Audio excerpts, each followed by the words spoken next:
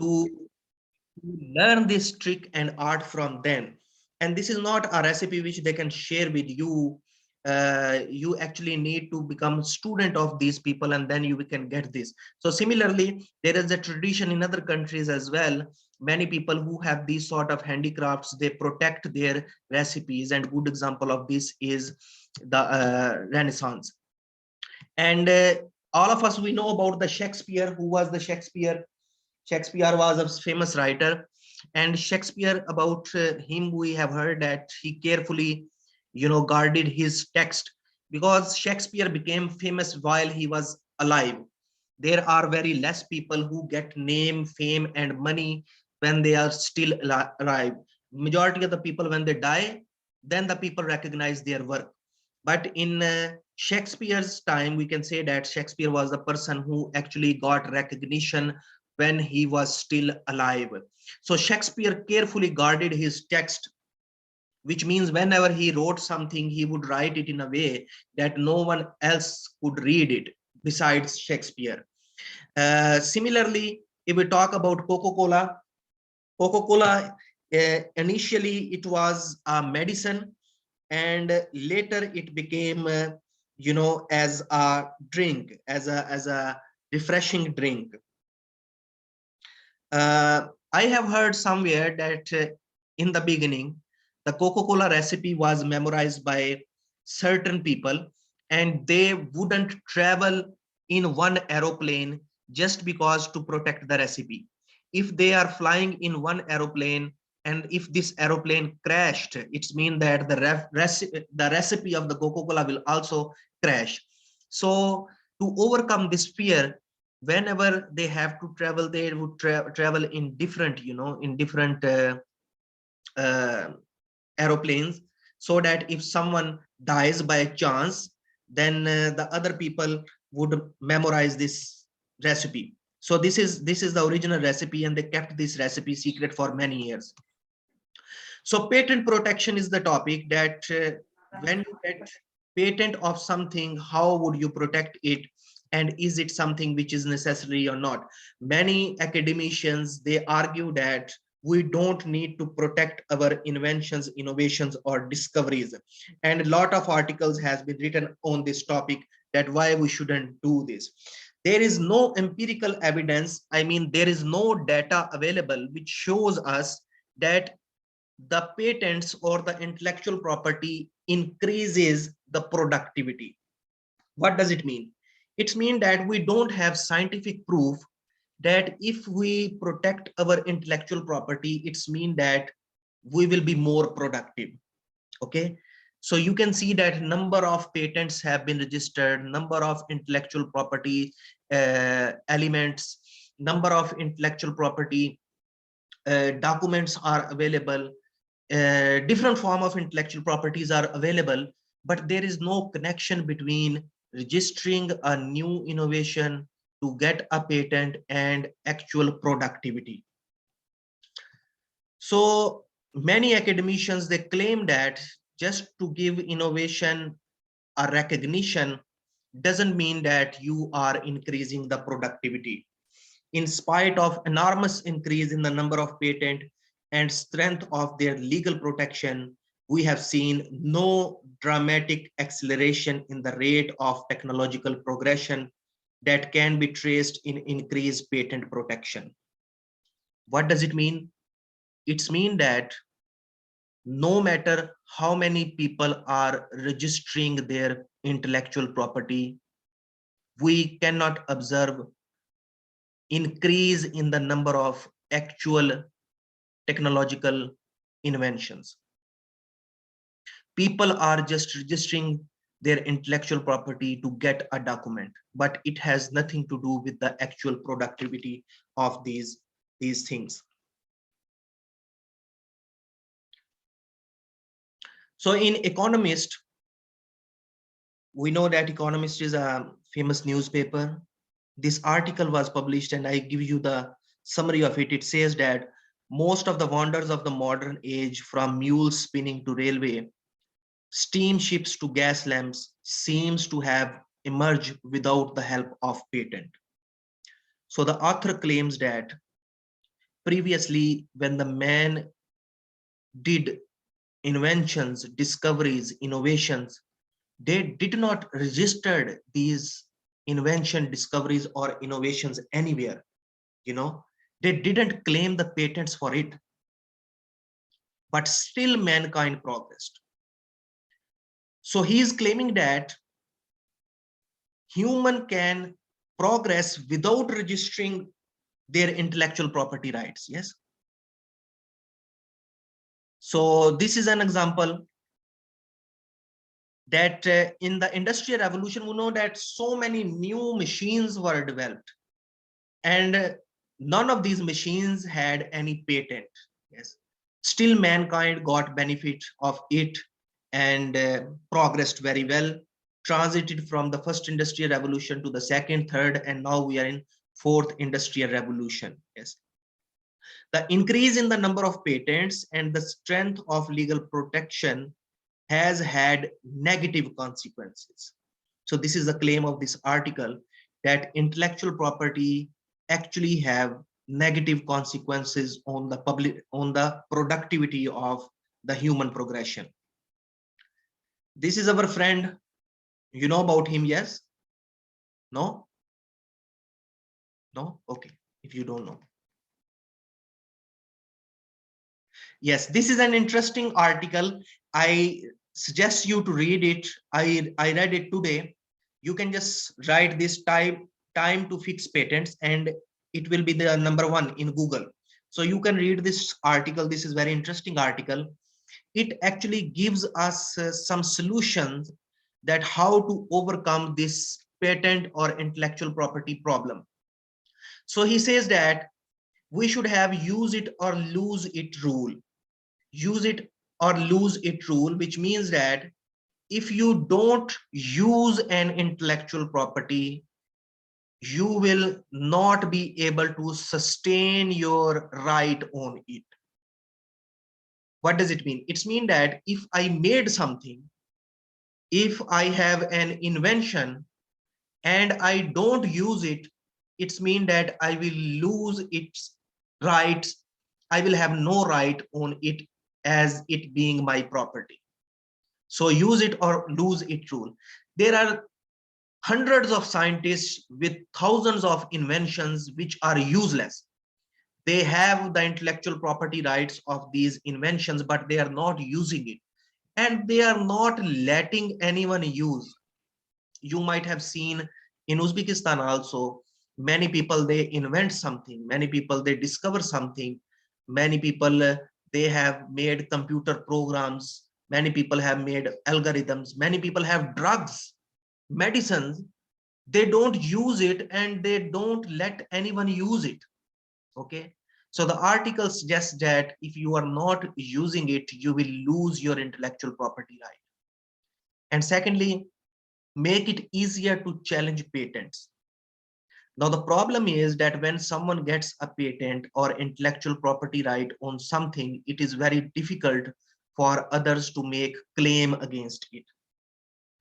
For example, I have invented something, and when I will file an application to get intellectual property rights on this invention, I will draw my application, I will draft my application in a way that no one else can make a similar product, and only I should have exclusive rights on this product. Okay, so it is very difficult for someone to challenge a product if it is registered. If someone has registered a product, it is very difficult for me to make a similar product or to challenge the existing product.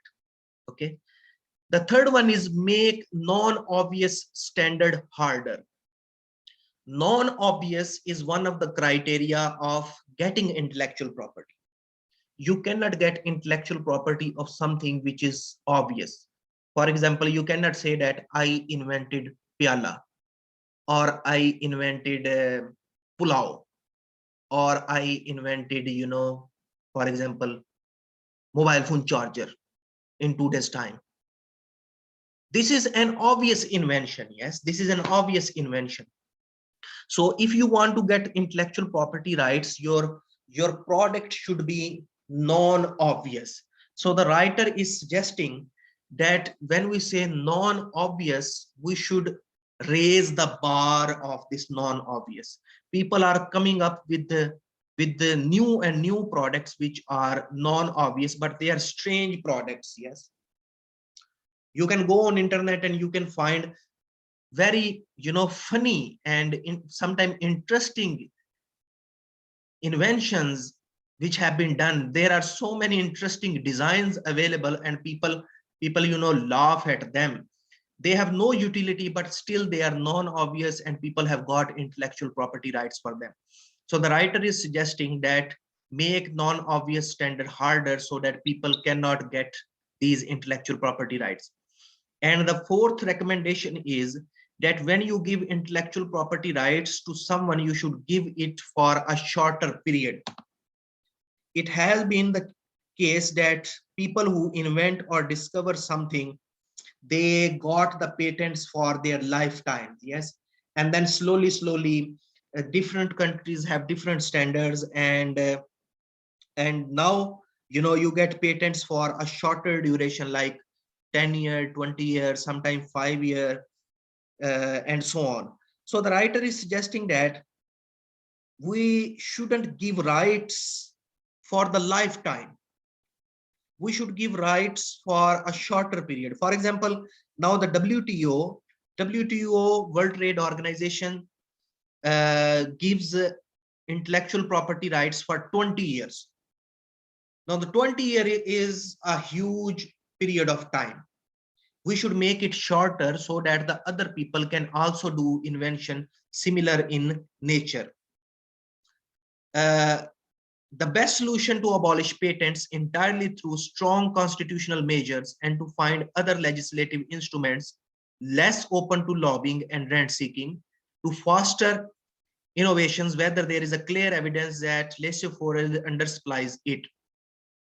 So the idea is that we should make the laws related to the protection of intellectual property in a way that they should facilitate the invention rather than the people who want to make money out of it.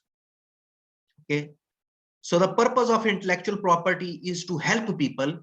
The purpose of intellectual property is not to rent seek money from other people. A good example is corona vaccine. Just imagine that if a company gets patent of COVID-19 vaccine for 50 years, and this is the only company, what would have happened with the mankind in today's COVID-19 world? We would have died because of coronavirus, just because we couldn't afford vaccine. Yes. So the patent issue has been resolved. Not many companies are producing vaccines, and just imagine that only one company, if only one company would have vaccines, it would be a catastrophe for the mankind. So one suggestion is that instead of giving patent rights, we should think about giving prizes.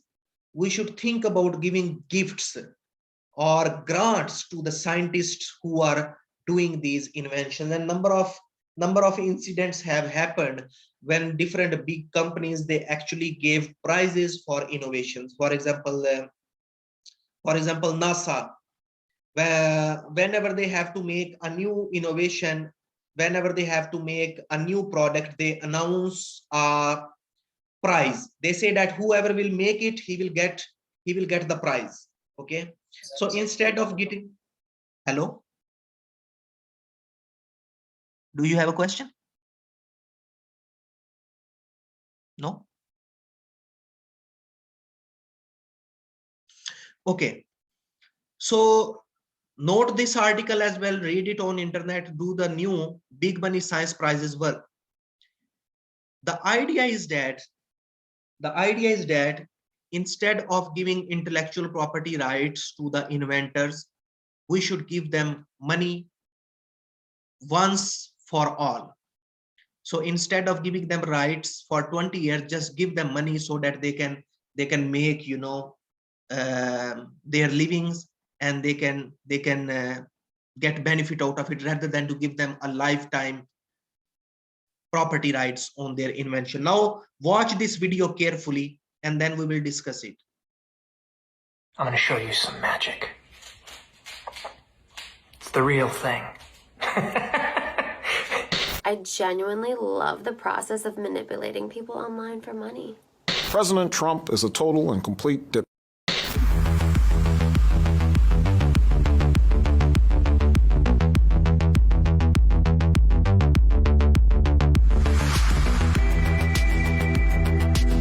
Moving forward, we need to be more vigilant with what we trust from the internet. If humans are already tricked by, simple spam emails, I think deepfakes are going to be really effective in the future if there aren't tools in place against them.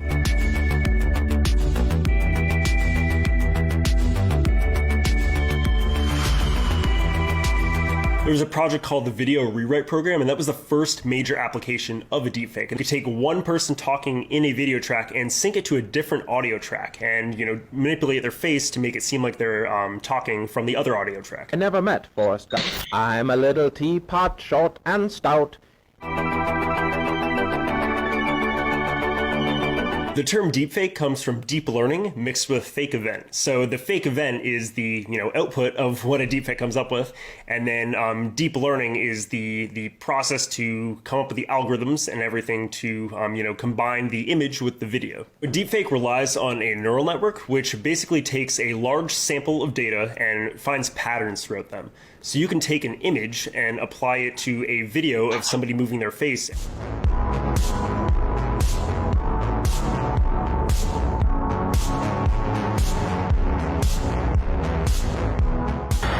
What's up, TikTok? Every now and then I like to treat myself. Deep Tom Cruise, if that was used for malicious purposes, you could use a platform like TikTok to go viral and spread, pretty dangerous news.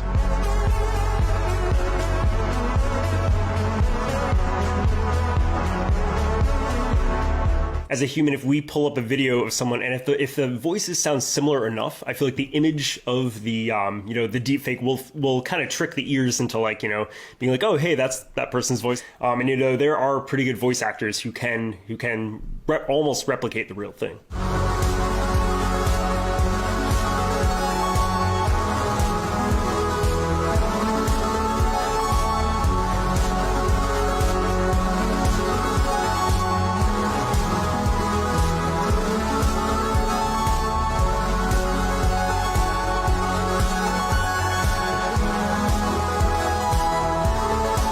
They train a ton of data of other humans moving their faces, and then they can apply it to a still image. But what they have to do is they first have to use algorithms to take that image at a low quality resolution and turn it into a high quality resolution. It's bringing deepfakes to the masses in a way that hasn't really been seen before. I think by being able to take, for example, an old deceased family member, taking one of their pictures and kind of, turning them back into life, that could be a really cool experience for a lot of people.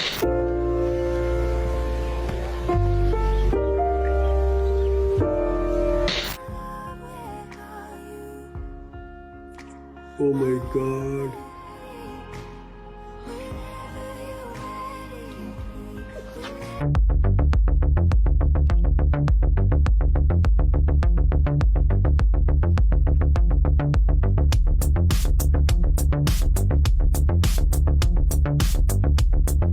Taking a world leader and making a deepfake out of them, and basically they could say whatever they want. They could say things to cause public unrest, say give dangerous information or dangerous, commands, to people.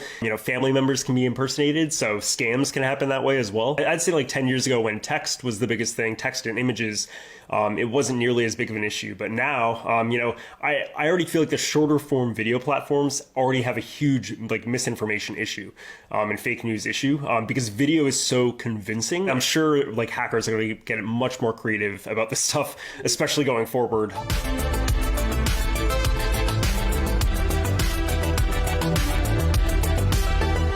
But I think big tech is going to be banding together and focusing on tools that can help prevent deepfakes, or at least catch them right away, and probably like provide labels to say, hey, this isn't good, especially on Facebook, Instagram, TikTok, any of these apps. These social media companies are the ones that need to be focusing on creating these tools, I think, at the forefront of all of this, because they're the ones who'd be most heavily impacted, and their users as well. I'm going to show you. So, did you understand? Do you have any comments which before I move? Hello? Hi, doctor. Yes, yes. Yeah, we have already watched this. So any comments on this?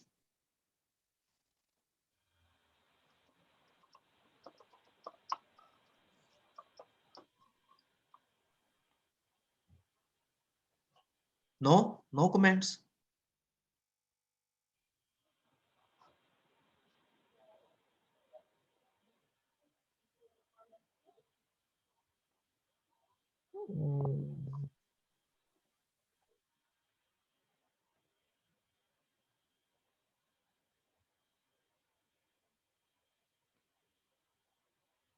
Okay. So the idea behind this is that intellectual property infringements with the technological innovations are becoming more and more easy. In the video, the Kim Kardashian was not Kim Kardashian, the Obama was not Obama, and and you can see that the people actually became very emotional when they saw the motion pictures of their loved ones. Yes, and the idea behind this is that technology, especially the artificial intelligence, when mixing with the question related to intellectual property emerges, brings a very serious question of property as well as the projection of property. For example, tomorrow, if someone makes a deep fake of a very respectable personality of your country and put a text of his own choice into this, deep fake, it can cause a catastrophic situation in the country in the regard that many people will take it as original. In Central Asia, or only if we talk about our country, many people have no idea about the deep fakes. Even there are some people who can still be manipulated by showing edited photos of someone. So edited photos of someone are still an issue. They can be used for manipulating people. You can just imagine the consequences which these fakes will bring to the mankind. In terms of intellectual property, it is a very big challenge, and I myself don't know if we have to make legislation from where we should start. Many people will say that we should make laws related to the protection of intellectual property of the individuals or the buildings or any kind of objects which are involved. On the other side, many people will say that no, let it be. Okay, let it be, because they are good for many people. A good example is that by using these deep fakes, you can deliver a good message. For example, you can do the propaganda related to the COVID-19 vaccine. You can make deep fakes of famous poets, famous teachers, famous artists, and you can put a text into this deep fake that these people are calling for vaccination. These deep fakes are calling for individuals that go and do the vaccination. In this regard, it is very useful. But if we take it in opposite direction, where the deepfakes are being used for political propaganda, this can be catastrophic situation for many countries, including the Central Asian region, because people are not aware about the technology. Yes, so the points to consider with regard to intellectual property and artificial intelligence are that fourth industrial revolution has brought us various benefits and more challenges. One of the biggest challenge is the evolutionary technology, which is artificial intelligence, and can be used as a general purpose technology. You can install it anywhere in anything. And people, especially those who have money, they are doing investments in artificial intelligence technologies so that they can use it for their own purposes. And there are certainly different challenges for lawyers, especially in the area of intellectual property, which I gave you as an example. So this is the graph which I showed you in the last class as well, a similar graph to tell you about the genesis of the fourth industrial revolution. Yesterday someone asked me a question that what is the subject and object of cyber law? So if someone asks you that what is the subject and object of cyber law, personally, I think that the subject of cyber law is still human. And if we talk about the object of cyber law, we can say that the object of cyber law is to regulate the relations of humans and machines. And also the object of cyber law is to regulate the relation of humans in cyberspace. And also the object of law is to regulate the interaction of humans and machines in cyberspace. So at present, I can think about these three objects of cyber law. The first, to regulate the human relations with humans in cyberspace, human relations with machines in physical space, and human relation with the machines in cyberspace. These are the objects of cyber law. Fourth industrial revolution, if someone asks you what is the definition of fourth industrial revolution, the advent of cyber physical system, advent of cyber physical system, you can say advancement of cyber physical system involving entirely new capabilities for people and machine. This is the era of fourth industrial revolution. Yes. So artificial intelligence, there are some definitions given. I will not go through them, but these are for reference if someone asks you what is the artificial intelligence. Artificial narrow intelligence, we have already discussed. Artificial general intelligence, we have discussed in the last classes. Artificial general intelligence means when we will have a computer which will be as intelligent as a human, we will say that it is artificial general intelligence. And artificial super intelligence, these are the definitions we discussed in the first class as well. Similar definitions. Artificial super intelligence means when we will have a computer which will be much more intelligent than a human being, we will say that this is an artificial super intelligence. And what is the artificial intelligence? There is no single definition. Everyone has its own definitions. We are living in the era of narrow artificial intelligence, which means that we have computers which can perform only specific functions. For example, autonomous vehicles. These autonomous vehicles, they are used only to drive. There is no other function of this. So that's why this is a narrow artificial intelligence. The translators, they are used only for translation. So that's why they are artificial narrow intelligent. Yes. And if we look into the academia, how the scientists are worried about artificial intelligence, I would say this graph shows the number of publications. The number of publications, the first line, you can see that this first line, it is going up, means the total other publications related to all sciences, they are much less as compared to the publications which are being produced by academicians in the field of artificial intelligence.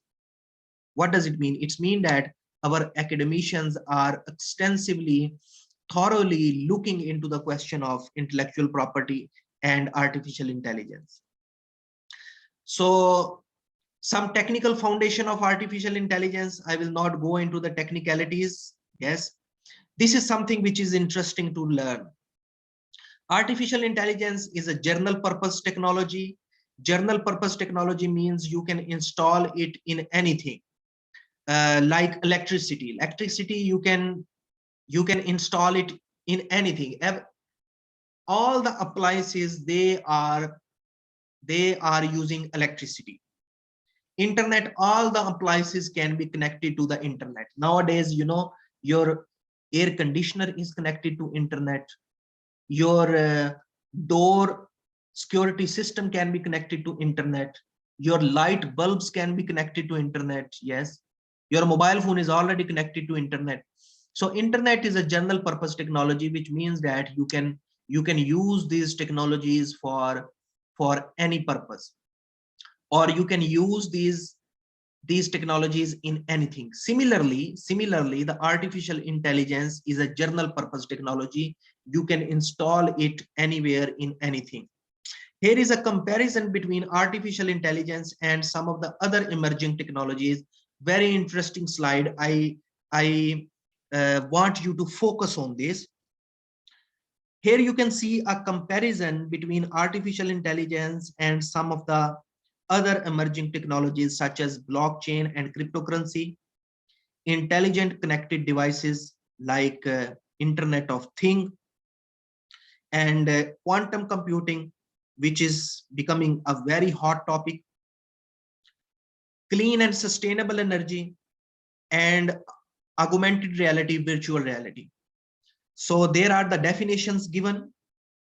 If we talk about artificial intelligence, it is pervasive. Pervasive mean it has an unknown influence or physical effect, and it can be spread through people. Yes, from people to people. People are talking about it, and you can see that in comparison to blockchain, not everyone is affected by the blockchain, but artificial intelligence, everyone is affected by it.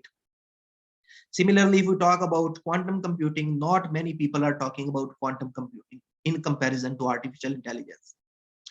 So if we talk about improve over time, artificial intelligence is improving over time. And in comparison to blockchain is not improving because it was one invention and it has already been done.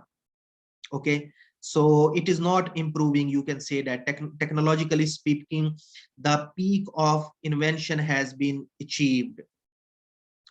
In comparison to other technologies, they are all also improving with the time. But let's look at the disruptive. Disruptive means how they are disturbing everything. Artificial intelligence is disturbing everything. Blockchain is disturbing everything, which means you can install blockchain for different purposes. Some of you might have known that some universities have installed blockchain based verification systems. What does it mean? It means that your diplomas can be verified by using blockchain. If your employees, future employees, want to check the authenticity of your diplomas, they can check it by this program, which is installed by a university based on the blockchain to provide authentic verification of your degrees. This is an interesting slide which shows that the some of the areas where artificial intelligence has already taken over. For example, in recognition of cancerous cell in the human body. So artificial intelligence is performing much better as compared to the human doctors when it comes to the diagnosis of these cancerous cells. So now some definitions related to intellectual property, very important definitions, just to listen, because I will share these slides. You can read it in your free time. Yes, just for the sake of revising. I know that you know about this stuff. Intellectual property is idea, information, and knowledge. If someone asks you what is artificial intelligence, you will say that there is no single definition. But if someone asks you what is intellectual property, you will say intellectual property is idea, information, and knowledge. There is a definition. Intellectual, why we say intellectual? Because it is the creative output of your mind. You thought it by yourself, that's why it is intellectual. Why it is property? because you can use it as a commodity. You can do buying and selling of your property. Similarly, you can do buying and selling of your intellectual property. You made something, you invented something, you discovered something, you can go in the market and you can find a client of it and you can make money out of it. So that's why it is your property. Intellectual property rights. Intellectual property rights are specific legal rights which protect the owners of intellectual property. Okay, so two important definitions are here. What is intellectual property? Intellectual property is your ideas, information, and knowledge. And what is intellectual property right or rights? They are the legal rights which protect the owners of intellectual property. So I think that you will be able to memorize these two definitions, very important definitions for your future if you want to pursue a career in practicing in the area of intellectual property. Okay. So intellectual property rights can be traded. You can do buying and selling of intellectual property rights, and you can use them to generate money. You have made a new energy drink. You get patent of this new energy drink. Now you can sell this formula to a company who is interested in doing the mass production of this energy drink. So this graph is very important and summarizes the whole intellectual property. Just focus on this. What is your legal right? Your legal right is patent. You might have heard people talking about patent. Yes.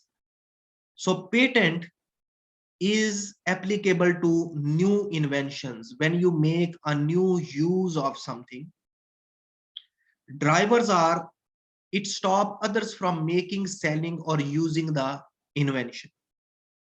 So why you get patent? You get patent so that the other people could not make, sell, or use your invention. Okay. So one thing is patent. Trademark. Trademark, it identifies your product. It stops others from using your product names, logos, and jingles. Jingles mean your slogans, yes, the songs or something like this, yes. So trademark is the identifier of your product. Some of the examples, can you give me some examples of trademark? Any example of trademark?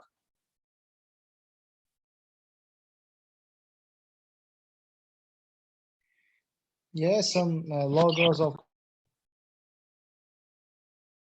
Yes, you are right. Logos like IBM has its logo, Apple, Google. Yes, these are logos. McDonald's, KFC, when you look at KFC, you recognize because of its trademark. Okay.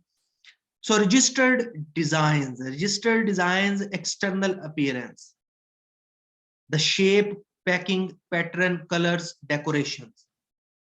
Apple mobile phones come in Apple casing.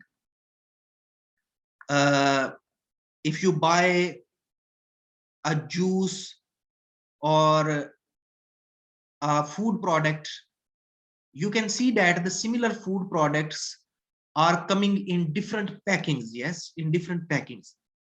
So these packings, they are used to demonstrate their individuality, and they are very important for the product. You can recognize this product from a distance. Oh, this is Coca-Cola, because of its, appearance.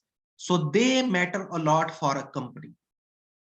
And registered design is your intellectual property. You can get a utility patent and you can get a design patent from your intellectual property department. Then is know-how. Know-how means information not publicly known. And it is very interesting. In some countries, you cannot get intellectual property rights on know-hows. If you go to the intellectual property office and you say, I have an idea and I want to get patent, they will say, no, no patent. Unless you put this idea on paper. Okay.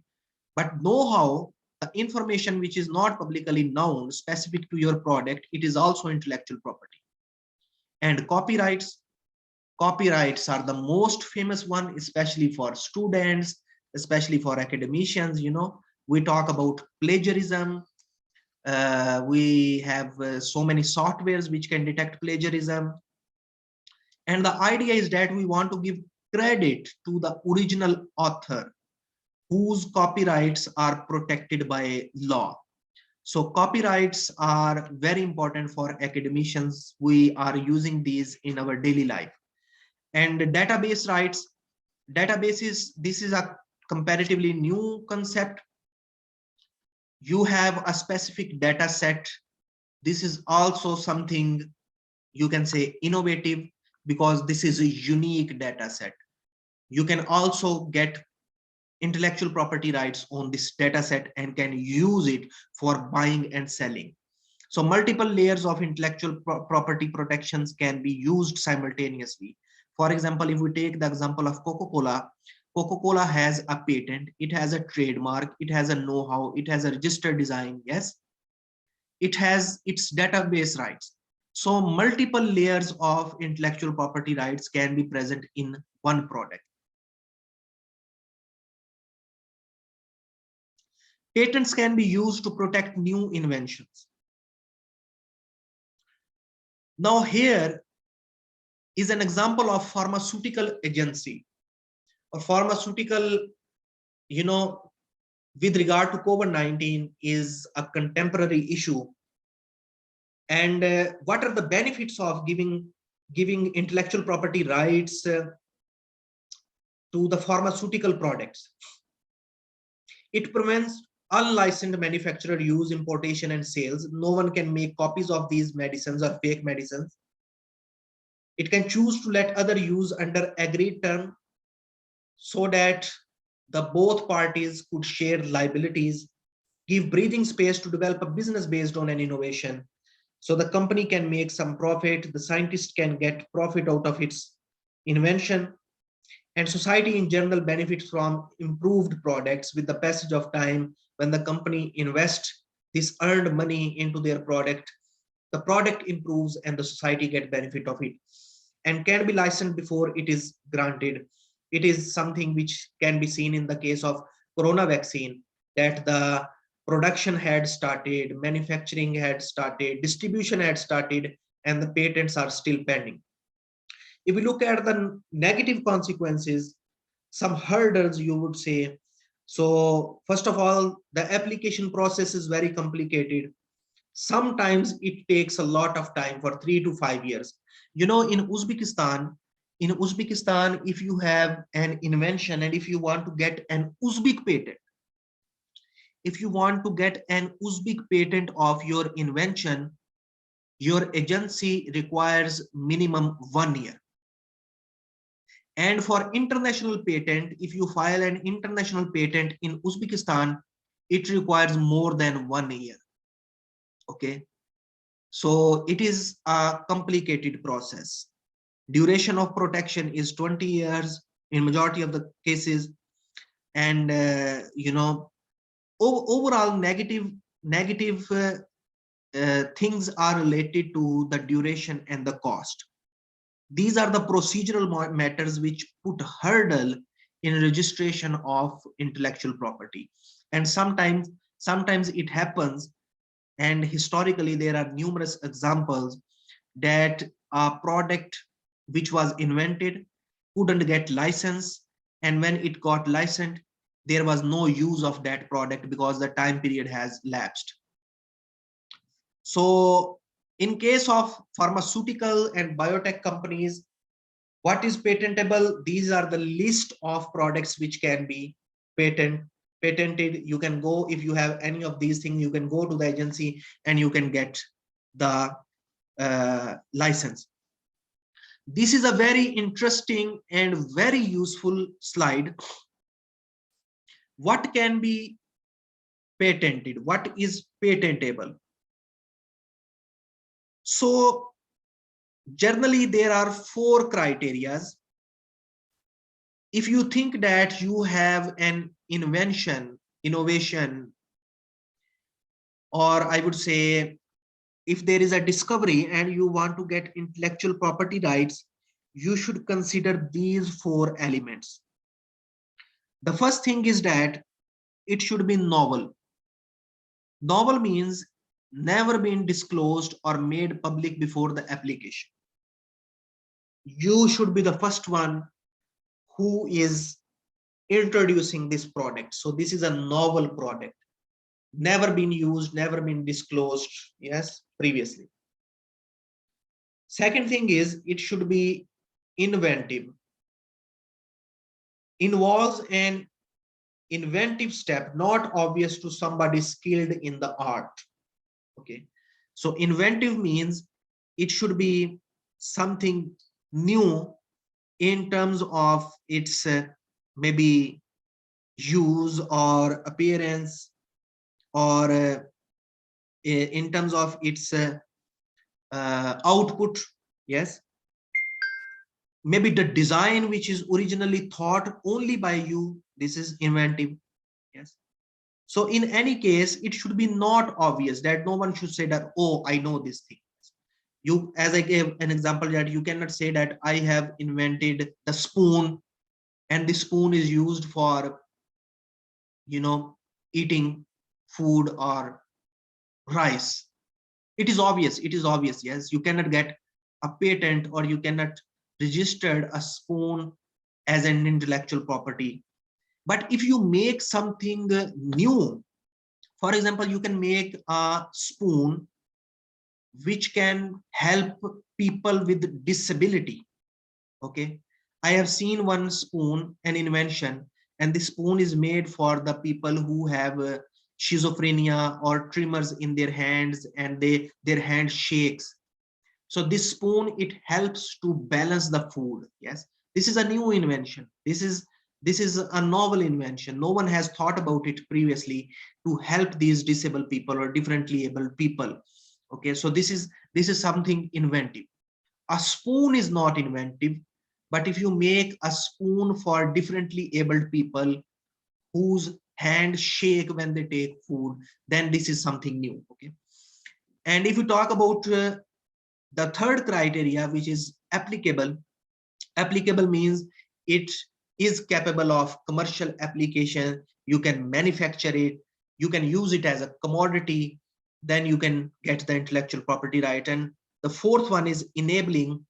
Enabling means when you file an application, you should be as descriptive as you can. Mean you should write all the dimensions. Sometimes when you file an application for intellectual property, you draw diagrams, you draw different kind of, you know, sometimes pictures, you write descriptions, you write claims. Yes, you give references to the previous documents of similar inventions. So enabling means when you file an application, you should write the details of your product. So if you think that your invention has these 4 criteria, then you can go to the department or agency and you can find an application and you can get intellectual property rights of your product. So the 4 criteria: novel, applicable, inventive, and enabling.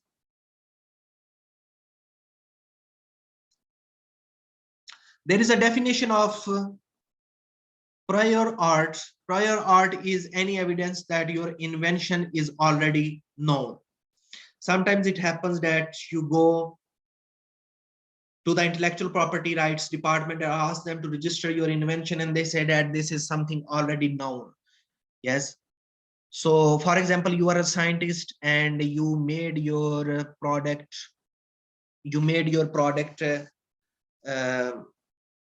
and then you presented about your product in a conference, seminar, or symposium. Now everyone knows about it. It's mean that the element of novelty has abolished. Yes, so anything publicly disclosed about your invention, it's mean that it is prior art, people already know about it. So be very careful about your inventions. Whenever you make an invention with this intention that you want to get intellectual property right of it, try not to disclose it before filing a formal application. So these are some of the tools which are available if you want to search on internet that your product is previously manufactured by someone else or a similar product is available or not. Like Google Scholars, there is a Google Patents. You can go on Google Patents, you can type anything and you can find similar products which have been patented by different intellectual property organizations. Similarly, SpaceNet patent search or the World Intellectual Property Organization, they have their own database. You can go there and you can find different types of examples. If you have a patent in your mind, you can type it there and you can find if someone has got the patent of this or you are the first one. Similarly, there are paid search engines which provide you, I wouldn't say better, but detailed information about a specific product, like PatSnap, PatBase. Yes, so you can go there, you can pay money and they will do this research for you. This is the first step. Before registering your patent, you have to search about your product. Maybe someone else has already got patent of the product which you intend to get patent of. So when you have a patent, now you want to make money out of it. These are some of the channels which shows how you can make money. So you have a patent, you can start an expert consultancy, or you can give this idea to an expert consultancy. You have an patent, an idea with potential impact of this. You can protect the ideas by getting patent. Then you make a prototype, by means physical manifestation of this. You can do manufacturing, marketing, and then you can get investment. You can make new company, you can sell it as it is. So different channels are available what you can do with your intellectual property if you want to make money with this. Okay, so this is about artificial intelligence policy in US with regard to intellectual property. This slide shows information, some of the empirical data is there. I couldn't find the latest one, but 2019 is still latest. So America spent $2 billion on American AI initiative. China also has Chinese AI initiative or Chinese AI policy or AI strategy. Uzbekistan also has its AI policy, which was enacted last year in July. So governments are spending a lot of money in their technology policies, and there is a subsidiary element of protection of intellectual property as well. Yes. So what is AI? We already know. Now this is something very interesting. What if a robot makes something? Autonomous output of artificial intelligence, is this patentable or not? Many people say that it is not patentable, but some of the biggest economies, for example, America, China, European Union, they are seriously thinking about giving patents to the robot, autonomous robot, if it does invention. Okay, and I told you that robots are writing poems, robots are writing books, robots are making paintings, and so many interesting stuff they are doing. Yes. So yes, coming to this slide, the final slide of this intellectual property and artificial intelligence lecture. At present, we are standing here in the era of artificial narrow intelligence. What is expected? It is expected that we will achieve artificial general intelligence. Now, when we will achieve artificial general intelligence, which means that we will have robots which are as intelligent as a human, now this will be a serious threat for intellectual property rights of humans. Two types of threats are possible. The first threat, that humans will be doing inventions with the use of machines. Okay. The other thing is that machines will be doing inventions by using their own abilities. Okay. So humans will be doing inventions by using machines, and machines will be doing inventions by their own. There will be a question, theoretically speaking, that what about the criterias? Will we revise our criterias for intellectual property rights? Will we establish new procedures for giving intellectual property rights to the humans and to the robots? Yes. And which of these two rights, the inventions done by the robots or invention done by the humans, which of these will be considered as real inventions in terms of protection of their property rights? So these are some of the theoretical questions which I want you to think of. Now let's take a break. Break of 5 minutes, and then we will start another topic.